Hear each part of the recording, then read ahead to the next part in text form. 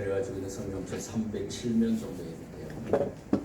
이 시간 우리에게 주시는 하나님의 말씀인 줄 믿고 우리 먼저 성경의 말씀을 한 자씩 같이 교독하겠습니다. 교독할 때 주님의 음성 듣기를 원합니다. 내게 말하라. 율법 아래에 있고자 하는 자들아, 율법을 듣지 못하였느냐?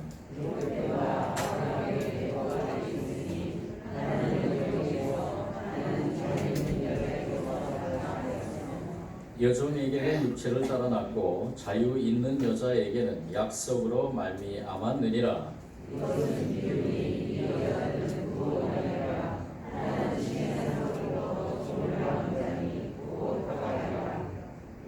이 하갈은 아라비아에 있는 신의 산으로서 지금 있는 예루살렘과 같은 곳이니 그가 그 자녀들과 더불어 종노릇하고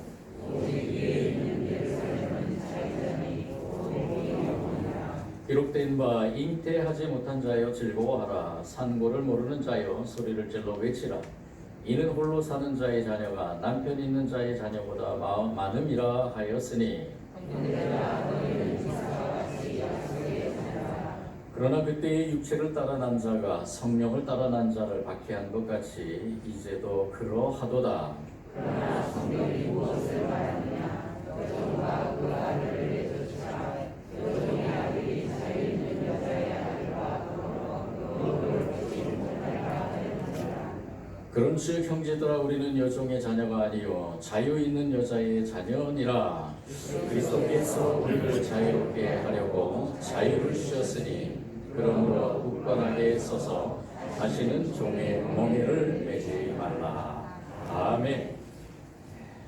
저와 여러분, 우리 인간들이 가지고 있는 속성 중에서 자유는 아주 맨 큰 위치를 차지합니다. 누가 나를 속박하려 하면 몸부림을 치게 되죠. 하나님께서는 저와 여러분에게 자유의지를 주셨습니다. 창조할 때부터 저와 여러분을 자유롭게, 그리고 더 나아가서는 그 자유를 통해서 하나님께서 영광 받기를 원하시기 때문에 저와 여러분의 그 자유는 정말 소중한 것입니다. 그래서 이 자유를 우리가 정말로 하나님으로부터 온 그 자유를 우리가 누리기 위해서 어떻게 살아야 될 것인가를 오늘 말씀을 통해서 우리가 다시 한번 깨닫기를 원합니다. 앞에서도 말씀드렸지만 인간에게 자유는 참 중요하기 때문에 자유를 표현한 그런 여러 가지 형상들이 많이 있습니다. 우리가 너무나 잘 알고 있는 자유의 여신상, 미국에 있는 그 자유의 여신상, 그 아메리칸 드림을 꿈꾸고 미국으로 들어오는 그런 이민자들이 가장 먼저 보면서 그 자유의 여신상을 바라보면서 그 미국에서 자유와 행복을 찾기를 원한다는 그러한 자유의 여신상, 여러분들도 아마 잘 아실 것입니다. 이 자유의 여신상이 뉴욕항으로 들어오는 그 허디스강 입구에 리버티 섬에서 이 굳건하게 이것을 세운 의미는 무엇인가? 미국인들도 그렇지만요, 이 자유의 여신상은 어떻게 보면은 세계를 향한 모든 사람들에게 자유에 대한 의지를 표현하는 것이 아닌가라는 생각이 듭니다. 1886년 미국의 그 독립 100주년을 기념해서 프랑스에서 선물로 알고 있는데요. 그런데 여러분들, 이 자유의 여신상의 그 정확한 이름을 알고 계십니까? 이 자유의 여신상의 정확한 이름은 세계를 비추는 자유입니다. 세계를 비추는 자유. 이 자유의 여신상이 세계를 비추고 있다는 것이죠. 그리고 그 세계 속에 사는 모든 사람들에게 심어져 있는 그 자유, 그 자유를 깨우면서 또 자유함을 누리면서 살으라는 어떻게 보면 메시지라 볼 수 있습니다. 세계를 깨우치는, 그리고 온 인류를 향한 자유, 진정한 자유는 무엇인가를 이 자유의 여신상이 외치고 있지는 않은가. 이 자유의 여신상이 들고 있는, 오른손에 들고 있는 횃불, 그리고 이 자유의 여신상이 바라보고 있는 눈, 이러한 모든 것들이 다 인간의 그러한 가장 기본적인, 어떻게 보면 그렇지만은 가장 소중한 자유를 표현하고 있지는 않은가 하고 생각이 듭니다.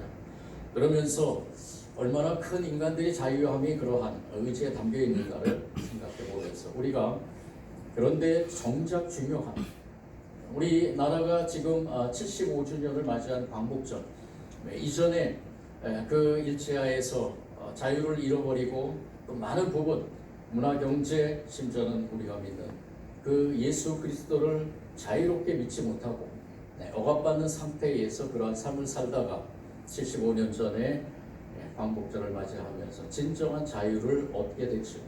그러면서 우리나라 민족이 그 시기부터 이제 본격적으로 하나님께서 우리나라를 통해서 세계 선교를 만방의 선교 외치는 그러한 자유함을 외치는 그러한 민족으로 나라로 세움받고 또 쓰임받고 있는 줄 믿습니다. 그래서 우리가 이 시점에 이제 광복 75주년을 맞이해서 우리가 다시 한번 하나님이 주신 저와 여러분에게 주신 진정한 자유가 무엇인가를 다시 한번 깊이 묵상하며 그리고 그 자유함을 누리는 저와 여러분이 되기를 원합니다. 오늘 말씀에서 사도 바울은 갈라디아 교회에게 분명하게 외칩니다. 종의 멍에를 매지 말라. 5장 1절 말씀의 마지막 부분에 종의 멍에를 매지 말라. 그리고 그 전에 굳건하게 서서 다시는 종의 멍에를 매지 말라라고 말씀합니다. 왜 이러한 외침을 하였는가? 왜 이렇게 선포를 하였는가? 왜 다시는 종의 멍에를 매지 말라라고 말씀했는가? 오늘 우리가 그 말씀을 살펴볼 때 우리 주신 21절부터 31절까지의 말씀을 정확하게 이해를 해야 됩니다. 그리고 정확하게 이 메시지, 하나님의 음성을 우리가 깨달아야 될 것입니다. 그렇다면 이 21절부터 31절까지의 말씀의 의미는 무엇이냐? 먼저 이것을 두 부분으로 나눌 수 있겠는데요. 첫 번째 부분은 바로 이 사도 바울이 하나의 비유를 들면서 율법과 은혜에 대해서 얘기를 합니다. 네, 율법과 은혜. 그런데 여기에서 사도 바울이 얘기하는 율법과 은혜는 율법 그리고 은혜의 문제가 아니고 율법 또는 은혜라는 그런 문제입니다. 즉 율법과 은혜가 같이 공존하는 것이 아니고 율법이냐 은혜냐라는 것 정확하게 그것을 선택하라는 것입니다. 양자가 같을 수는 없다는 것입니다. 그게 무슨 말인가? 율법이라는 것은 하나님께서 주신 말씀 아닌가? 그렇죠. 오래전에 모세를 통해서 시내산에서 하나님께서 이 하나님의 그 음성으로 또 하나님께서 직접 돌판에 새기시면서 율법의 말씀을 주셨습니다. 그런데 그러면은 왜 율법과 은혜 중에 하나를 택일하라는 것이냐? 여기에서 얘기하는 이 율법이라는 것은 행위의 구원에 대한, 즉 구원이 행위로 인해서 그 하나님이 주신 율법의 말씀의 의미를 정확하게 해석을 하지 못하고 이 율법의 말씀을 세분화해서 그 율법에 의한 구원에 이르는 그러한 유대주의적, 즉 율법주의적인 것에서 탈피한 그리고 하나님의 은혜를 통해서 주신 그 하나님의 그 구원, 즉 예수 그리스도를 통한 그 구원을 선택해야 된다는 것입니다. 즉 이전에 가졌던 그 행위의 그 구원이 아니라 하나님의 은혜를 통한 예수 그리스도를 통한 그 구원의 그 은혜를 우리가 선택하고 그 믿음을 가지고 살아가야 된다는 것입니다. 그것을 21절의 말씀을 시작하면서 내게 말하라 율법 아래에 있는 자들아, 율법에 있고자 하는 자들아, 율법을 듣지 못하였느냐. 첫 번째 율법에는 바로 이 율법주의를 숭상하는 유대적인 것이고요. 그리고 두 번째 율법을 듣지 못하였느냐라는 말에서 이 율법은 바로 하나님의 은혜, 즉 예수 그리스도를 통한 구원이라는 것입니다. 그래서 이것을 선포하면서 너희들이 진정으로 선택해야 될 것이 무엇이냐, 그리고 깨달아야 될 것이 무엇이냐, 바로 예수 그리스도를 통한 구원의 은혜를, 그것을 믿고 나아가는 그 삶을 살아야 된다는 것입니다. 다시 율법주의로 돌아가면 안 된다는 것이죠. 우리가 이전에 많은 말씀을 통해 나눴듯이 초대교회 안에는 유대주의적인 그 율법을 아직도 예수님을 믿는다고는 하지만은 그 유대주의적인 사고를 버리지 못하고 어렸을 때부터 율법에 의해서 자라왔기 때문에, 그 교육에 의해서 자라왔기 때문에 그 수많은 율법의 행위들을 다 지켜나가야 되는 그러한 삶이 이들에게, 유대인들에게 배어 있다는 것입니다. 그리고 그것을 하지 않으면은 혹여나 내가 구원받지 못할지 않을까라는 그러한 습성에 젖어들어서 어떻게 보면은 옛날의 습관이죠. 옛날에 하나님께서 예수 그리스도를 통해서 그 은혜를 통해서 자유함을 주셨는데도 불구하고 그 자유를 누리질 못하고 계속해서 율법주의에 매달려 있는 그들의 모습을 보면서, 그리고 또 그것을 주장하며 이방인들을 향해서 비난하고 있는 이 유대인들을 향해서 이 사도 바울은 이렇게 첫 번째 외치고 있는 것입니다. 내게 말하라, 율법 아래에 있고자 하는 자들아, 율법을 듣지 못하였느냐? 예수 그리스도를 듣지 못하였느냐? 하나님의 은혜를 너희들이 누리지 못하느냐? 라고 선포하며 22절부터 26절까지 하나의 비유를 들어서 얘기합니다. 근데 이 비유는 성경에 기록된 말씀이죠. 창세기 16장부터 창세기 18장에 기록된 바로 아브라함과 그리고 하갈과 사라와의 그러한 관계 속에서 이루어지는 하나님의 언약의 백성과 그리고 종의 그러한 백성들, 이 관계를 이 사도 바울은 어떻게 보면은 이 창세기의 말씀을 주석처럼 해석하면서 하나님의 은혜와 율법의 관계를 설명하고 있는 것입니다. 이 내용은 너무나 잘 알고 있죠. 우리가 이제 믿음의 그 연륜을 가지고 있는 분들은, 창세기의 말씀을 깊이 묵상한 분들은 이 이야기를 알 것입니다. 이 아브라함에게 이 사라라는 그러한 아내가 있죠. 근데 이 사라라는 아내는 언약의 아내입니다. 그리고 이 사라를 통해서 하나님께서 분명히 말씀하셨습니다. 이 사라를 통해서 하나님의 백성들이 생겨날 것입니다. 그 언약을 이루어가면서 하나님의 백성, 즉 이스라엘의 백성들이 이제 존재하는 가운데서 이 사라를 통해서 세워가는 그러한 이 자손들의 그러한 언약의 백성이 존재할 것임을 분명히 선포했습니다. 그의 나이가 아브라함의 100세이고 이 사라는 어떻게 보면은 물리적인 그러한 것으로 보면은 아이를 낳을 수 없지 않은, 아이를 낳지 못하는 그러한 생리적인 그러한 상태였죠. 그렇지만 하나님께서는 이 사라를 통해서 분명히 아들이 존재할 것이라는 것을 선포했습니다. 그런데 이것을 하나님의 말씀을 듣기 전에 이 사라가 아브라함에게 하나의 그 자기의 여종인 하갈을 이 아브라함에게 보냅니다. 그리고 아브라함으로 하여금 이 하갈로 하여금 또 다른 이스마엘이라는 그런 아들을 낳게 되죠. 근데 이 이스마엘과 그리고 이삭을 통해서 나온 이 사라를 통해서 나온 이삭과는 그 존재 자체가 다르다는 것입니다. 이것을 얘기를 하면서 두 아들, 즉 인간의 뜻으로 육체를 따라 난 하갈의 아들인 이스마엘과 그리고 약속에 의해서 초자연적으로 태어난 이삭을 얘기를 하면서 과연 너희들의 존재는 무엇이냐 하는 것입니다. 이 갈라디아 교회에 있는 그러한 하나님의 백성, 즉 예수 그리스도를 믿는 그러한 백성들의 존재는 어떤 존재냐라는 것을 되묻는 것입니다. 오늘 이 시대에 하나님의 백성들에게 또 지금 이 시간에 저와 여러분에게 하나님께서는 이것을 묻고 있는 줄 모릅니다. 여러분들은 과연 어떤 존재입니까? 저와 여러분이 과연 어떤 존재입니까? 율법 아래에 있는 존재입니까? 아니면은 하나님의 은혜를 통한 바로 그 은혜의 구원의 자리에 있는 존재입니까? 라는 것이죠. 이 물음을 가지고 이 비유를 얘기를 하면서 이 사도 바울은 강하게 주장하고 있는 것이 무엇이냐?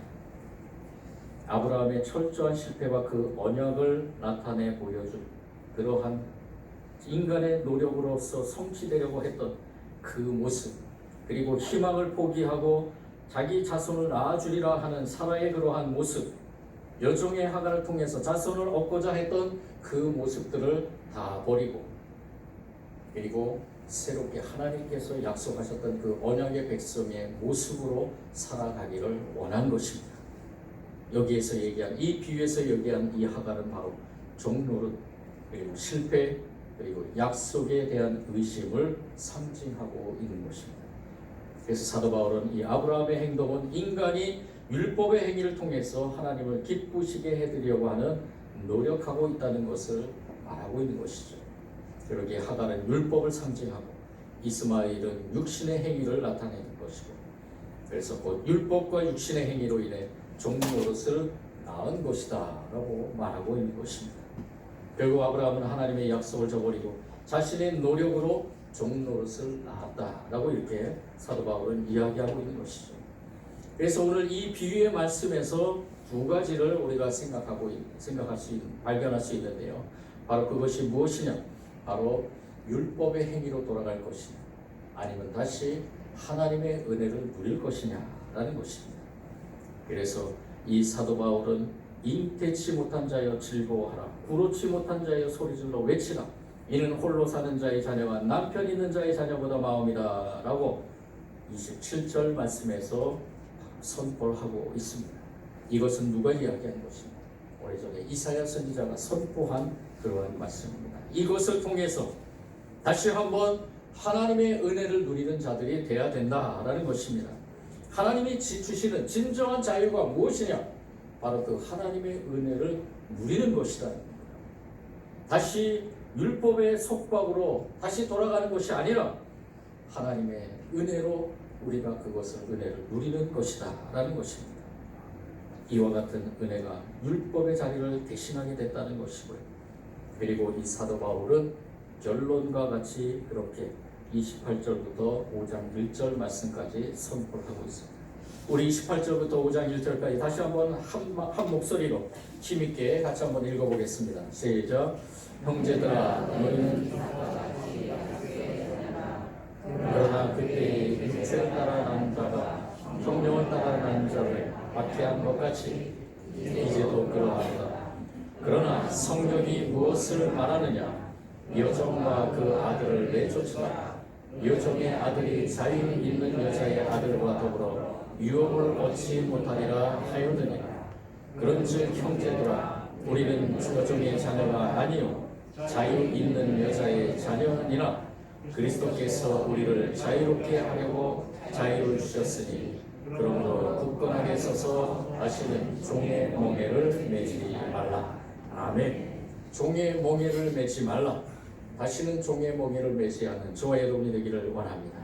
사도 바울은 하나님이 주신 자유는 바로 하나님의 은혜라는 것입니다.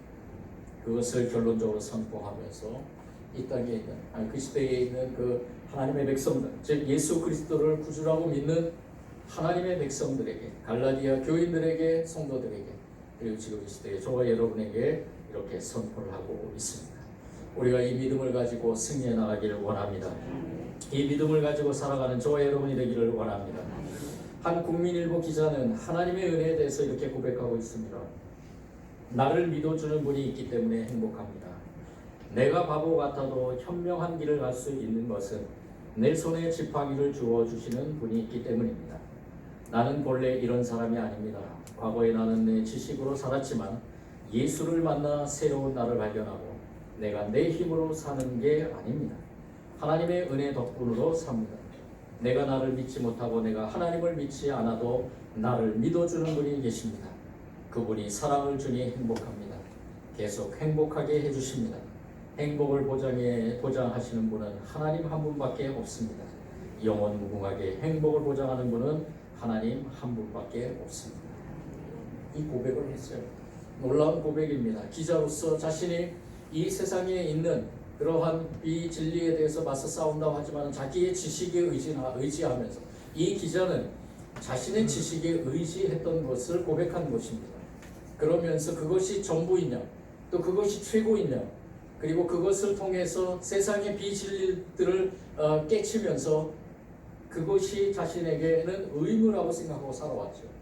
그런데 하나님을 만나고 예수 그리스도를 믿으면서 예수 그리스도를 만남으로 인해서 그의 삶이 변하고, 그리고 그의 글이 변하고, 그의 행위가 변하고, 그가 생각하는 모든 생각들이 변하면서, 그러면서 이렇게 고백하면서 하나님의 은혜는 우리가 잘못 가고 있는 길을 올바르고 현명한 길로 인도하시는 것이다 라고 이렇게 고백하고 있는 것입니다. 그리고 더 나아가서는 이 기자가 자신의 그 지식으로 다시 돌아가는 그러한 유혹이 올 때마다 생각한 것이 무엇이냐? 하나님의 은혜였습니다. 첫 번째 예수님을 만난 그 하나님의 은혜, 다시는 종의 그 멍에를 매지 않기 위해서 계속해서 되새겼던 것은 무엇이냐? 하나님의 은혜가 있다는 것입니다. 이 기자가 이 고백을 한 시기가 바로 그때입니다. 자기가 다시 옛날 모습으로 돌아가려는 그러한 자신의 모습을 발견하고 이 글을 쓰면서 그렇게 고백을 했던 것입니다. 하나님의 은혜는 과거의 우리 삶에서 새로운 삶으로 전환하는 것이고, 하나님의 은혜는 우리를 행복한 삶으로 만들어주는 것이고, 진정한 자유를 누리게 하는 것입니다. 무디 목사님 아시죠? 유명한 무디 목사님을 감동시킨 한 분이 계십니다. 헨리 무어 하우스라는 분이신데요. 이 헨리 무어 하우스 이분은 19세기의 교회의 유명한 설교가입니다. 그런데 그 별명이 소년 설교가였습니다.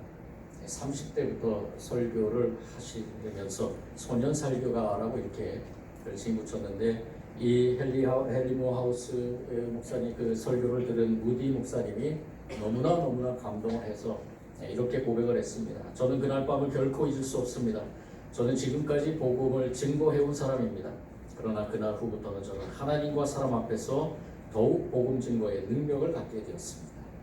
무디 목사님도 이 목사님의 설교를 들으며 더욱 큰 하나님의 은혜를 느끼고, 그리고 복음 증거의 사명을 더욱더 잘 해야 되겠다라고 다시 한번 결단하는 그러한 설교가였다는 것이죠.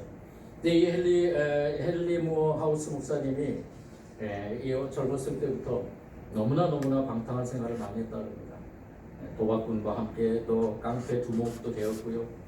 그리고 자기가 필요하면은 필요한 것들을 얻기 위해서 총을 사용하기도 하고, 또 그러한 삶에서 또 너무나 그 자신의 그 삶의 회의를 느낄 때가 있겠죠. 그럴 때마다 자살을 몇 번씩이나 하려고 충동이 일어나서, 그리고 자기가 자살을 하려고 총까지 가지고 다니면서 몇 번을 자살 시도를 했다는 것입니다. 그런데 이분에게도 하나님의 손길이 미치게 되죠. 바로 이 영적 대각성 운동이 일어나는 그때에, 그 시기에, 부흥이 일어났던 그 시기에 1859년에 리차드 위버 목사님이 이끄는 그러한 부흥단이 맨체스터에서 부흥회를 개최하는 가운데 이 헨리 무어 하우스가 친구와 함께 그 부흥에 참석하게 되고, 그리고 그 부흥회에서 이 친구가 먼저 회심을 하고, 그리고 이 헨리 무어에게 간증을 하는데, 헨리 무어는 우습게 생각했죠. 사람들이 앞에서 뭐 활딱활딱 뛰면서 찬송 부르면서 그런 것들이 너무나 우습게 보였다는 것입니다. 그런 가운데서 이 친구의 그 간증을 듣고, 그리고 그 다음날 다시 한번 그 부흥에 참석했을 때 하나님의 역사가 이 헨리 무어 하우스에게 임하게 됩니다. 예수 그리스도의 그 보혈의 피가 이 헨리 무어 하우스에게 임하게 되고, 그리고 이 헨리 무어 하우스 목사님이 꼬꾸라지면서 예수라는 한 단어에 사로잡히게 됩니다. 그러면서 그의 양심을 향해서 강력히 호소하는 예수 그리스도의 음성을 들으면서 수주일 동안 처절한 마음의 번뇌와 투쟁 끝에 마침내 예수님께로 돌아오게 됩니다.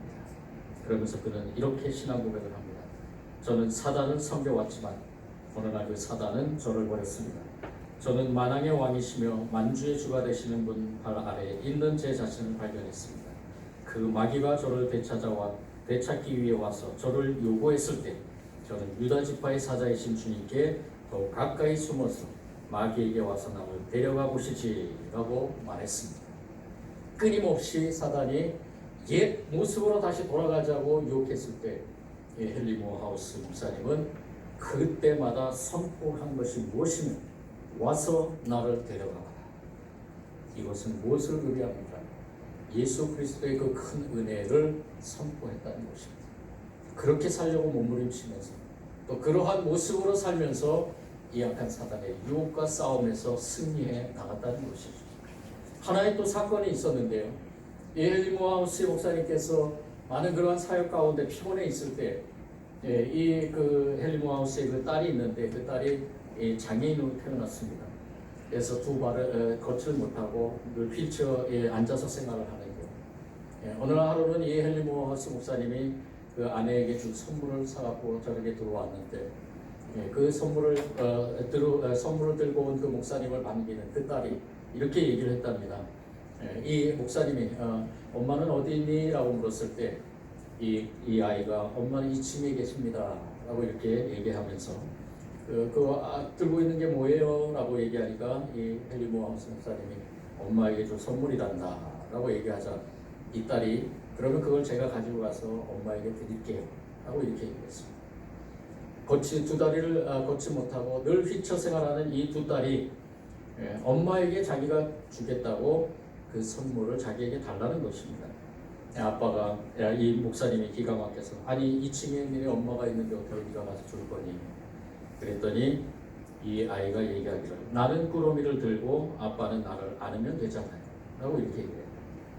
그때 이 헨리 모하우스 목사님이 깊은 영적인 감동을 느끼면서 그래 그렇구나. 내가 힘들 때마다 내가 다시 죄의 사슬 종의 멍에를 매려고 매게 하기 위해서 사단이 유혹할 때마다 힘들고 어려울 때마다 하나님은 그래도 나를 안고 계시고 그리고 하나님이 나를 안고 있는 그 은혜를 힘입어서 내가 살아가고 있지 않을까. 내가 하려고 하는 것이 아니라 하나님께서 하시는 하나님의 그 큰 은혜를 힘입어서 살아가는 자신의 모습을 다시 한번 점검하면서 다시는 종의 멍에를 매지 말아야 되겠다라고 고백했다고 합니다.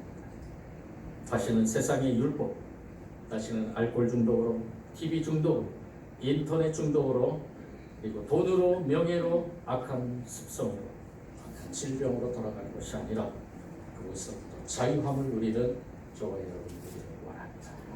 오늘 말씀은 분명합니다. 다시는 종의 멍에를 매지 않는 저와 여러분을 향해 하나님께서 귀한 따뜻한 음성을 들려주시고 저와 여러분을 품으시며 말씀하십니다. 너는 내 아들이다. 내가 너를 낳았다. 하나님의 은혜로 저와 여러분이 이 시간에 귀한 은혜의 자리에서 그 은혜를 주시는 그 말씀을 듣고 있는 줄 믿습니다. 하나님이 주신 자유는 하나님 안에서 오히려 갇히는 것입니다. 하나님 안에서 누리는 자유입니다. 하나님 안에서 주신 하나님의 은혜를 누리는 저와 여러분이 되기를 원합니다.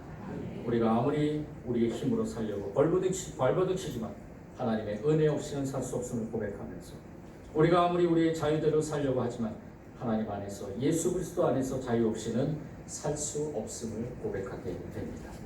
하나님 주신 자유 안에서 하나님의 은혜로 우리의 삶이 변화되고 기쁘고 행복한 삶의 축복이 저와 여러분에게 임하기를 넘치기를 저희 축원합니다.